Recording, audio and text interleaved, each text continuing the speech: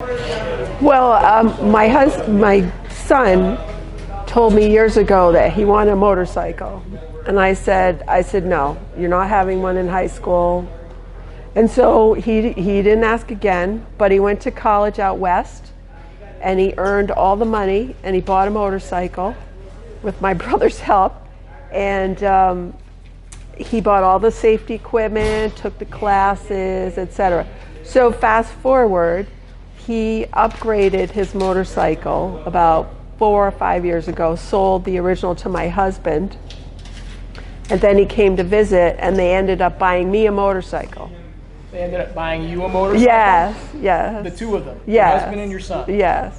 How did you feel about that? Well, they did ask me. Oh, they did? They did ask me, and I said, okay. So what kind of motorcycle did they buy you? A Suzuki 250. So it's little. So that's what you've been riding? That's what I've been riding, and I'm pretty comfortable on it now. Yeah. But I wanted to have a license. Yeah.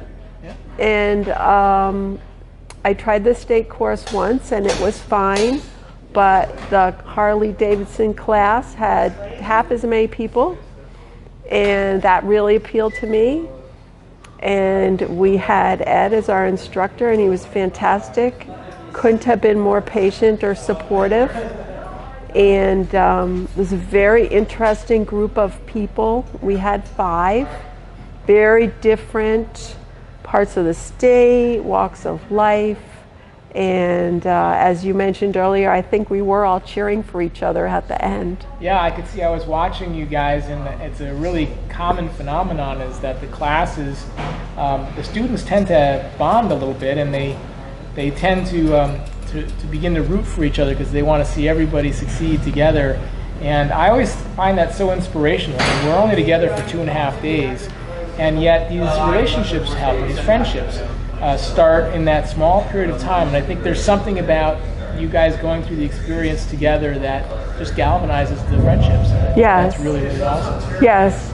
So you had success today. You got your endorsement, didn't you? I did. Yeah?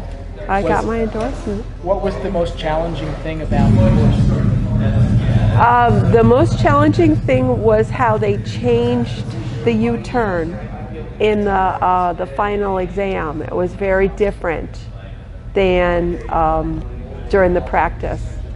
But I've practiced a lot in parking lots. Yeah.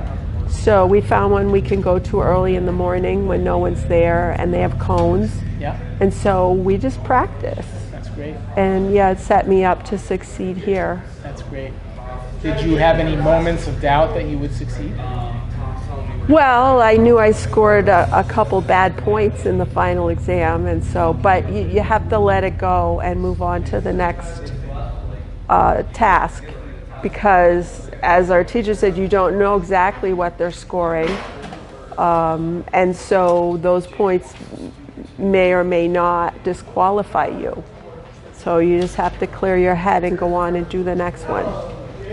So there's many people who graduate talk about this sort of feeling of accomplishment to actually get the M on their license, to be officially endorsed for the rest of the time. Mm-hmm. How does that feel to you to be endorsed?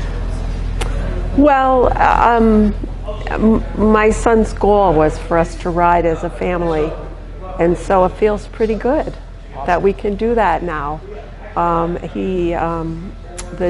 husband and I and my son and his girlfriend, so it's very exciting. It is. So it's a bit of a family affair for you now. It is, amazingly. No one would ever have predicted that we would ride motorcycles, but we do. That's really amazing because families typically get together for picnics and barbecues and that kind of thing, but you guys get out on the road. Yeah. That's pretty fantastic. It is. Well, Congratulations again, and thank you for taking the time to talk with us afterwards. You're very welcome. You're very welcome. It's so exciting to see you succeed. Thank you. We talked a little bit prior to the class about it, and you're tenacious. You're not telling the whole story here, and I don't want you to, but you had some challenges that really you overcame in this class that were amazing. Thank you. I'm very impressed. Thank you. Kit, nice job. Thank you.